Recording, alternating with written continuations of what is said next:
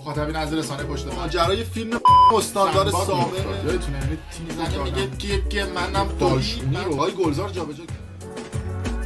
درود به مخاطبین عزیز، بنده امین فردین به همراه تیمم بار دیگه با یک برنامه پشت پرده دیگه با شما هستیم. امیدوارم که هر کجای این کره خاکی که هستید و صدا و تصویر من رو میبینید و میشنوید حال دلتون خوب باشه. شب گذشته در زندان اوین اتفاق عجیب و غریبی افتاد. تصاویر شاهدان عینی نشون میده که صدای چندین انفجار از داخل زندان اوین شنیده شده، صدای تیراندازی از داخل اوین به گوش میرسیده، همچنین آتش سوزی عجیب و غریبی از داخل محوطه زندان اوین تصاویرش از بیرون زندان توسط شاهدان عینی گرفته شده. این در حالی هستش که مردم به دنبال شنیدن حقیقت هستن و صدا و سیمای ایران ساعتی پیش گزارش تهیه کرد و سعی کرد ماجرای درگیری و اتفاقات عجیب و غریب زندان اوین رو ماسمالی بکنه. امروز قصد اینه که در برنامه پشت پرده آخرین اخباری که از زندان اوین به دستمون رسیده رو به شما بگیم، گزارش صدا و سیما رو برای شما تحلیل و آنالیز بکنیم و تصاویر جدیدی که از شب گذشته در زندان اوین به دستمون رسیده رو به شما نشون بدیم. این در حالی هستش که در خیلی ها پوشیده نیست که بسیاری از زندانی ها در بعضی از زندان های ایران تلفن همراه دارن. بعضا این تلفن ها یه گوشی های ساده ای هستن که بین 100 تا 200 میلیون تومان داخل زندان ها خرید و فروش میشن و بعضی از زندانی ها این تلفن ها رو دارن، حتی بعضیشون هم لایو میذارن توی زندان. اما در زندان اوین دیشب یک دستگاهی رو نصب کرده بودن، یعنی بهتر بگم که از ساعت 4 بعد از ظهر، که آنتن های موبایل رو کاملا بسته بودن. خودمون به قول اصطلاح کوچه بازاری آنتن خفه کن گذاشته بودن و هیچ کسی از داخل زندان اوین نمیتونست ارتباط برقرار کنه به بیرون زندان. تلفن‌های داخل زندان قطع بود و هیچ کسی نمیتونست از داخل زندان به بیرون تماس بگیره و خیلی از خانواده‌های زندانی‌ها نگران بودن. حالا امروز یه سری از ویدیوهایی که از دیشب اومده بود در فضای مجازی منتشر شده بود با گزارش صدا و سیما تحلیل و آنالیز می‌کنیم و به شما خواهیم گفت. این در حالی هستش که آخرین اخباری که به دست ما رسیده، بیش از 2000 نفر از زندانی‌های زندان اوین رو به زندان تهران بزرگ منتقل کردن و خبرش رو منتشر نکردن و این انتقال زندانی ها صورت گرفته و گفتن که درگیری در بند 7 و 8 زندان اوین بوده. معمولا بند سیاسی ها و بند جرایم مالی توی این دوتا بند هستش که بازداشتی های اخیر که در طول این چند هفته گذشته بعد از اینکه خیلی از مردم اومدن توی خیابون‌ها و لباس شخصی ها اونا رو گرفتن، خب خیلی هاشون رو انتقال میدن به بند 2 الف و بند مخصوص اطلاعات سپاه و وزارت اطلاعات، ولی خب آورده بودنشون به بند 7 و بعضی هاشون رو به بند 8 منتقل کرده بودن و خیلی از کسانی بودن که در طول این یک ماه گذشته توی خیابون‌ها بازداشت شدن. اینو خواستم بهتون بگم که بک‌گراند ذهنتون بدونید که بند 7 و 8 در حال حاضر کسانی داخلشون هستند که در طول یک ماه گذشته بازداشت شدن. شاید خیلی هاشون زیر شکنجه کشته شده باشن و بخوان این درگیری رو بهانه بکنن و اسمشون رو رد بکنن به بهانه این کشته شده ها. چرا؟ چون این ماجرای دعوا و اتفاقات و آتش سوزی زندان اوین کاملا مشکوکه. چرا که یاسر هاشمی رفسنجانی، برادر مهدی هاشمی رفسنجانی و پسر خاندان رفسنجانی، اومده بود و گفته بود که معمولا برادر من آخر هفته ها می اومده خونه و شنبه ها برمیگشته به زندان اوین. مهدی هاشمی رفسنجانی که به جرایم مالی و چیزهای مختلف بازداشت است و در حال حاضر بازداشت که هست کنم زندانی است و در زندان اوینه. جالبه بهش گفتن که این سری رفتی مرخصی بر نگرد و نمیخواد بیای زندان اوین، برو حال کن برا خودت، دوره همیم و اینا. چی میشه که مسئولان زندان بهش میگن برو حال کن؟ چون ممکنه توی این اتفاقات و همون بندی که مهدی هاشمی رفسنجانی است و خیلی از سیاسی‌های پولدار دمکلفت هم البته در هتل اوین هستن، چون میدونید که اوین چند تا اسم داره. یکیش هتل اوینه که یه سری از سیاسی‌ها و یک سری از آدم‌های پولدار فقط اسمشونه که داخل زندانن، مثلا هفته یه ساعت میان یه ساعتی میذارن میرن بیرون، بهشون میگن هتل اوین. یه سمت دیگه‌ش هم هست که به زندان اوین میگن دانشگاه اوین، چون بسیاری از تحصیل کرده ها، آدم‌های باسواد و تاثیرگذار رو با جرایم ساختگی و با جرم‌های الکی گرفتن و انداختن زندان و میگن که سطح سواد زندان اوین از سطح سواد دانشگاه آکسفورد بالاتره. ظرفیت زندان اوینی که 50 سال از ساختش میگذره بیش از 15,000 نفر هستش، ولی خب بندهایی که در اختیار وزارت اطلاعات و اطلاعات سپاه ظرفیتشون مشخص نیست. اما برسیم به صحبت‌های اول پسر رفسنجانی بزرگ یاسر که میاد میگه که در کلاب هاوس این وایس رو گذاشتم، وایسش رو در کانال یوتیوب پشت پرده هم گذاشتم، ولی خب میخوام چون ویدیو کامل باشه این پازل ها رو بذاریم کنار هم دیگه و ببینید چه جوری میتونن سناریو سازی بکنن و ماجرا رو به یه سمت دیگه هدایت بکنن. ما میخوایم این پازل رو تکمیل بکنیم. ببینیم صحبت‌های بهتر بشنویم صحبت‌های یاسر هاشمی رو. خیلی دقیقی ندارم، اما مهدی ما میدونی که مهدی هاشمی رفسنجانی برادرش طبق روال همیشگی هر 2 هفته یه بار چهارشنبه ها مرخصی داره و جمعه برمیگرده زندان، هر 2 هفته یک بار. اینطوری که همون دیگه هتل دیگه، چهارشنبه ها میره و شنبه ها برمیگرده. من مطلع شدم مثلا 1 روز یا 2 روز زودتر به مهدی مرخصی میدن و میاد که جمعه برگرده و این جمعه که میخواست برگرده بهش گفتن که نه، یا که البته وقتی بهش مرخصی میدن مهدی خودش نگران میشه، مثلا میگه چی شده که یه دودتر و اینا مرخصی دادی. حتی خودش میگه مثلا من فکرم خدا نکنه شاید از مادرم اتفاقی افتاده که اینا یهو میگن پاشو برو پاشو برو. حالا شاید سوال بشه که چرا مهدی اومده زودتر بیرون، چون مهدی ما توی بند 7 و بند 7 در حقیقت مال همین سرقتی ها و در حقیقت اینجور نوع انسان هاست و به نظرم میاد که جریان زندان مطلع بودن از اینکه قرار اتفاقی بیفته و وقتی هم که جمعه میخواست برگرده بهش گفتن نمیخواد بیای نیا. باز هم تو باسش عجیب بوده که چرا اینطوری. بعدم مطلع شده که اینا مطلع بودن. شما دوستان تو خبرگزاری ها هستید، مثل که خبرگزاری میزان ساعت 6 آژیر اعلام کرده و خبرش هست، یعنی زودتر از اینکه آتش سوزی دیده بشه یک آژیری اعلام شده تو خبرگزاری که بله این صحبتاشون موثقه که آژیر اعلام شده بوده توسط خبرگزاری میزان و توی توییتر و جای مختلف هم پخش شده. اما صدا و سیما این وسط طبق معمول متخصص ماسمالی کردن، متخصص روکش، روتوش، تر و تمیز کردن جنایات و اتفاقات عجیب و غریب داخل ایران هستش. خانم المیرا شریفی رو هم میبینید که عکسش ایشون رو هم توی میدون وسط شهر زده بودن کنار اون کنار خیلی از زنان فاخر. و بریم ببینیم گزارش صدا و سیما رو. من یه تحلیل و آنالیز بکنم دروغ‌های صدا و سیما رو که ببینید چه جوری میان و دروغ به خورده مردم میدن. پس از شورش و درگیری ساختگی دیشب توجه کردین میگه شورش و درگیری ساختگی، خیلی شیک و مجلسی گفت ساختگی بوده. طبق صحبت یاسر هم مثل این که خودشون میدونستن از قبل این اتفاقات میفته و گفتن که بذاریم این اتفاق بیفته، چند نفر اونجا بکشیم، اون چند نفری هم که زیر اعترافات اجباری و شکنجه هم کشتیم بذاریم توی اینا، بگیم اینا همه با هم بودن، خودشون هم یه شورش و درگیری ساختگی کردن و خودشون رو کشتن، ما نکشتیم، ما گردن نمیگیریم و اینا. بسیار در زندان اوین هیچ زندانی نتوانست فرار کند. استاندار تهران گفت این درگیری دیشب بین برخی زندانیان بند 7 و 8 اوین ایجاد شد. در میان برخی از این افراد کارگاه تولیدی لباس زندان را آتش زدند. آقای منصوری گفت با حضور مأموران انتظامی این درگیری ساعت پایانی دیشب خاتمه یافت. حدود ساعت 22 شب گذشته بود که تصاویر آتش‌سوزی در زندان اوین منتشر شد.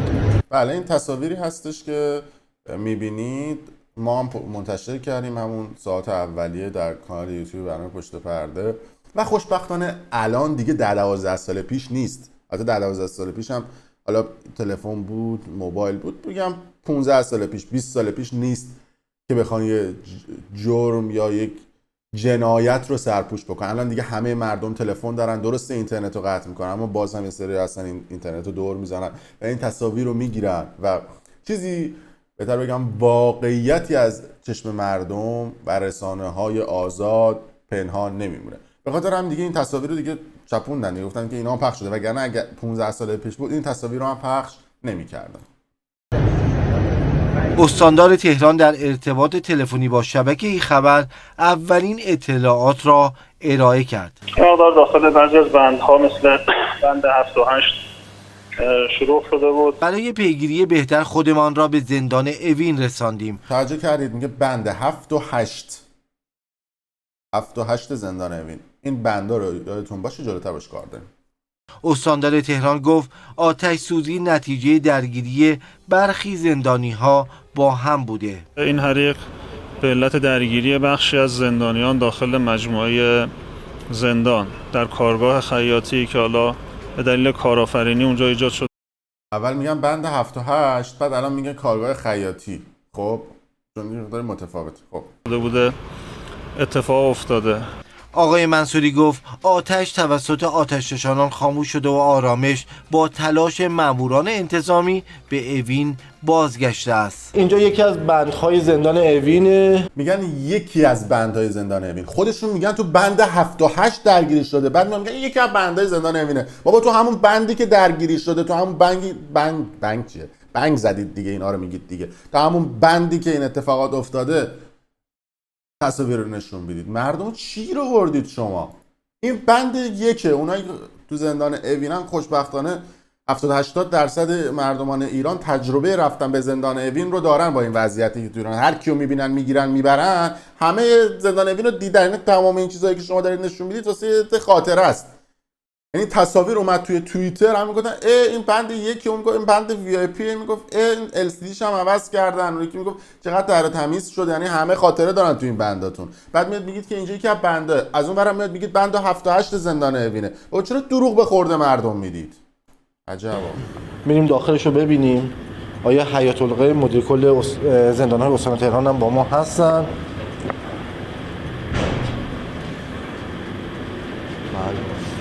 سلولاست دیگه، درسته؟ بله، این خوابگاه زندانی هستش. دارن استراحت هم میکنن. ببخشید عذر میخوام. الان دارن استراحت میکنن. مرسی. هستم شد. بریم جای دیگه هم. همه چی در امن و امانه و اصلا هیچ اتفاقی هم نمیفته. اینجا یکی از خوابگاه‌های دیگه است که مشاهده میکنید دارن استراحت میکنن. من عذر میخوام که بیدارتون کردیم.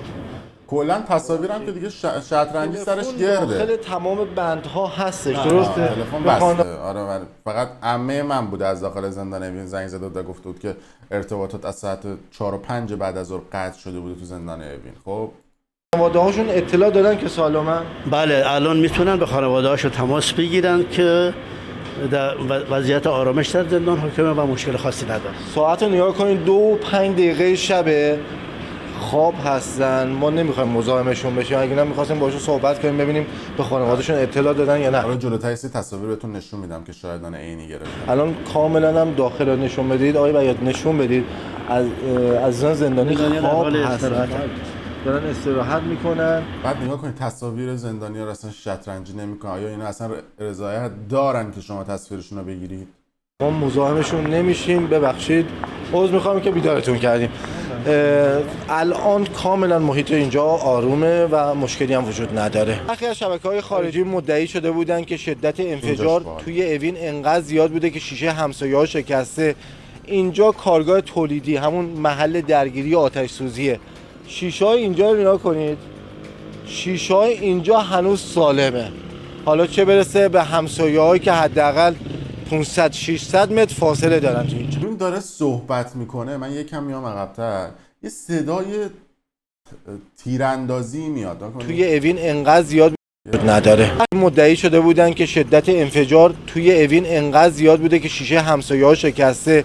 اینجا کارگاه تولیدی همون محل درگیری آتش این سوزی. لحظه نیا کنید. کارگاه تولیدی همون محل درگیری اینجا تولیدی همون محل درگیری آتش سوزی. یه صدای در حین این که داره پلاتو میزنه جلوی دوربین و میگه هیچ اتفاقی نیفتاده، داره از یه سمت دیگه زندان اوین صدای تیراندازی میاد، چون این میکروفوناشون به حال اینجوری که نمیتونه صدای بیرون رو بگیره، ولی یه صدای تقی میاد. اگر دقت بکنید یه بار دیگه میذارم دقت کنید، من صدا رو میذارم میارم بالا. محل درگیری آتش سوزیه. توی اوین انقدر زیاد بوده که شیشه همسایه‌ها شکسته. اینجا کارگاه تولیدی همون محل درگیری آتش سوزیه. شیشه خودشون توی این چیزاشون هم سوتی میدن، نمیتونن ماسمالی کنن. خب جای اینجا رو نگاه کنید، یه لحظه بقیه‌شو هم ببینیم. شیشه‌های اینجا هنوز سالمه، حالا چه برسه به همسایه‌هایی که یه لحظه من تصویرم هم سیاه بود، نورا رو روشن کردم که تصویرم بهتر بشه. خب حداقل 500-600 متر فاصله دارن تو اینجا. محل اصلی آتش سوزی و درگیری دقیقاً اینجا بوده. کارگاه تولیدی خیاطی، داخلش رو بریم ببینیم. میگن اینجا بوده، ولی من نمیدونم چه تصویر اینقدر تر تمیز این دیواره، نه دودی نه هیچی. خب اینجا توضیح میده که علت درگیری چی بوده. هنوز دود اینجا هست. اینجا بوده و طبقه بالای اینجا، درسته؟ هم طبقه بالا هم طبقه پایین. همش هم خیاطیه. آره، بعد از درگیری بین زندانیان کارگاه رو آتش میزنن. طبقه فوقانی اینجا که الان داره آب میچکه محلی بوده که لباس ها و پارچه ها اونجا دپو میشده دیگه، درسته؟ بله همینطوره. و آتش سوزی طبقه بالاست، درسته؟ بله طبقه بالا آتش سوزی. اینجا طبقه دوم همون کارگاه خیاطیه. خب کاملا ناایمنه چون سقف آسیب دیده به علت شدت حرارت. عزیزان آتش‌نشان دارن خاموش بودن دیگه، لکه‌گیری های آخر دارن انجام میدن و مشخصه دیگه اینجا پر از پارچه بوده و اینا که میبینید. 20 سوادین پشم شیشه است، پارچه نیست سلطان، همش سوخته. بله. اونم داره انگار درخت‌ها رو آب میده.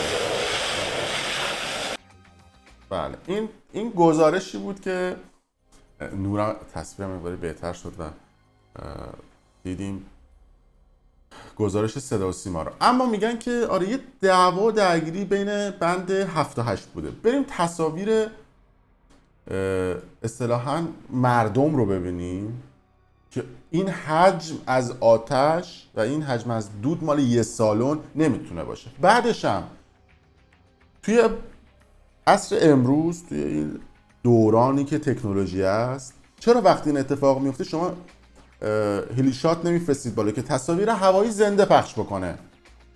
چرا یه دونه خبرنگار اونجا به صورت زنده و لایو نمیره گزارش تهیه بکنه که تصاویر زنده رو مردم ببینن؟ میذارن 7-8 ساعت بگذره، همه رو بگیرن ببرن بکشن انتقال بدن جاهای مختلف، بعد ما میگن که آره یه دعوای چسکی ریز ساختگی اونجا بوده انجام شده. خب چرا تصاویر زنده رو همون لحظه نگرفتید؟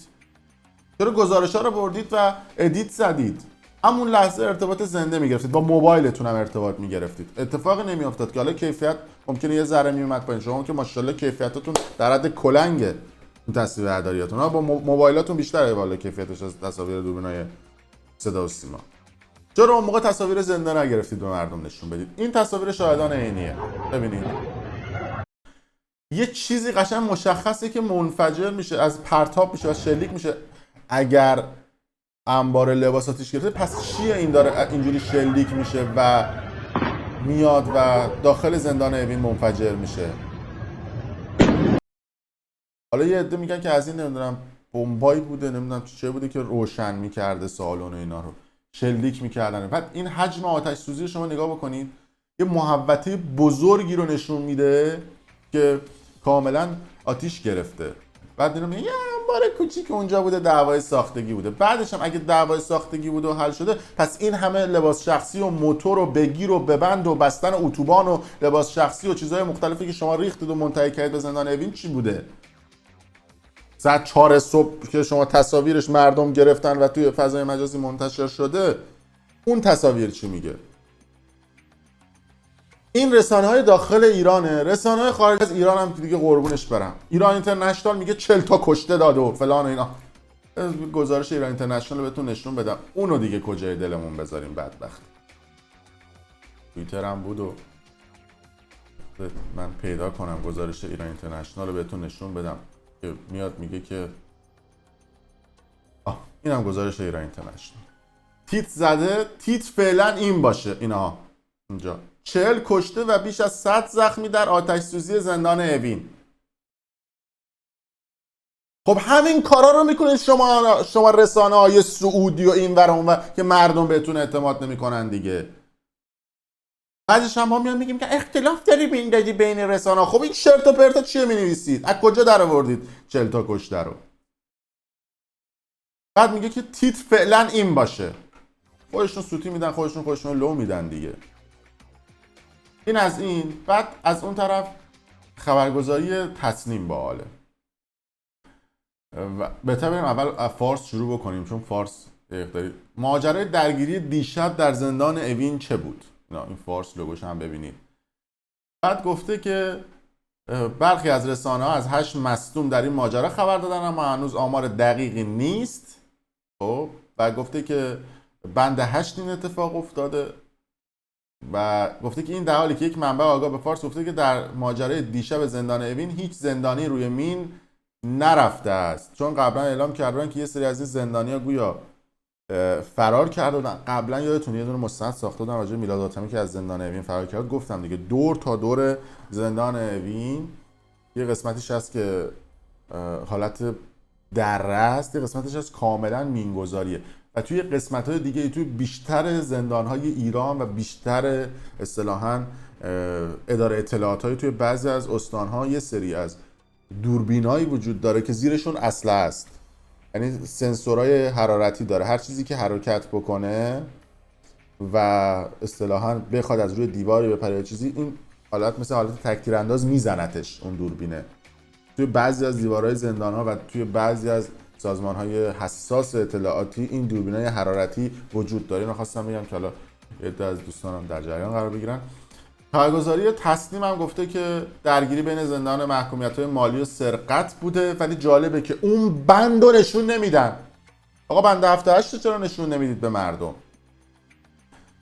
و گفته که الان زندان تحت کنترله و آتش مهار شده و فضای زندان کاملا آرومه و ماشین‌های اطفای حریق و امدادی نیز مراکز حضور پیدا کردن و گفته که یک دود مختصر و بوده و اثری از آتش دیده نمیشه. مشخصات آتش و مشخصا آتش اطفاء شده. دود ریزی بوده. اون تصاویری هم که مردم گرفتن تصاویر بورکینافاسو، فلسطین و جنگ فلسطین و اسرائیل جای مختلف بوده. اصلا تصاویر زندان اوین نبوده. ناراحت میشم. حالا فردا روز گندش بالا میاد که چند نفر از این آدم ها رو به عنوان محکومین مثلا جای مختلف بکنن تو آمار این ماجرا که کشتن. بعد یه تصویر دیگه اومد بیرون. این تصویر که میگفتن که این یکی دیگه از بندای زندان اوینه. صدا ضعیفه، حالا من صدا رو میارم پایین چون حالا چیزی نمیشنوید.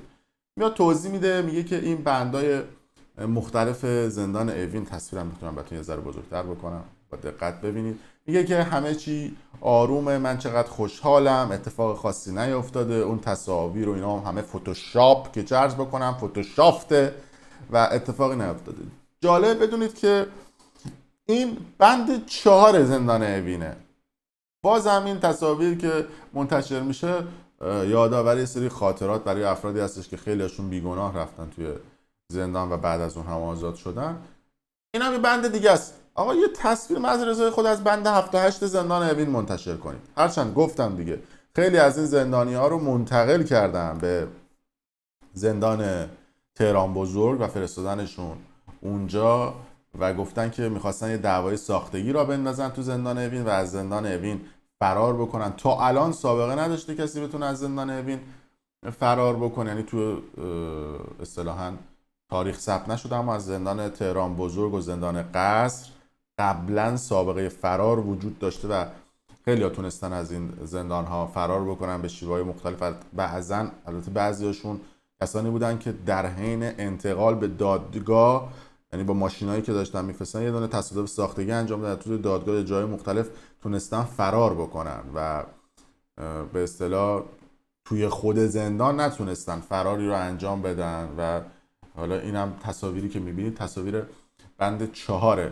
زندان اوین هستش. در هر صورت بعد وایسیم بازم ببینیم که آیا در روزهای آینده خبر جدیدی میاد بیرون و این تصاویری که از زندان اوین از بیرون زندان تصاویر گرفته شده توسط شاهدان عینی چه آمار تلفاتی رو نشون میده. خدا میدونه، صدام کم میکنم و ببینید، خدا میدونه ما چه تعداد کشته داشته باشیم در این اتفاق تلخی که در زندان اوین رخ داده و حالا در روزهای آینده گنده این اتفاق هم بالا میاد. عده‌ای هم معتقدن که این اخبارهایی که منتشر میشه و این کاری که انجام دادن تو زندان اوین خودشون از قبل میدونستن و با یه تیر چند نشون زدن. تیر اول این بوده که هدف اولشون به شلیک این تیر این بوده که حواسای مردم رو پرت بکنن. هدف دوم این بوده که بسیاری از زندانیای سیاسی که گرفته بودن و زیر شکنجه فوت کردن رو تو این آمارها رد بکنن و هدف سومشون هم این بوده که مثلا بگن که هیچ اتفاقی نیفتاده و ما همه چی تحت کنترل اون بوده. در هر صورت مرسی که تا این لحظه با ما بودید. اگر دوست داشتید ویدیو بر دوستان خودتون به اشتراک بذارید. شما هم نظرتون رو و چیزی که فکر میکنید رو برای ما زیر این ویدیو کامنت بکنید. کانال یوتیوب برنامه پشت پرده رو سابسکرایب کنید و برای دوستان خودتون به اشتراک بذارید. ممنون از شما.